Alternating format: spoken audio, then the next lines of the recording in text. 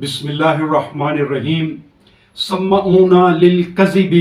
اکلون للصوت فإن جاؤوک فاحکم بینہم او اعرض عنہم وإن تعرض عنہم فلن یضروک شیئا وإن حکمت فاحکم بینہم بالقسط ان اللہ یحب المقسطین۔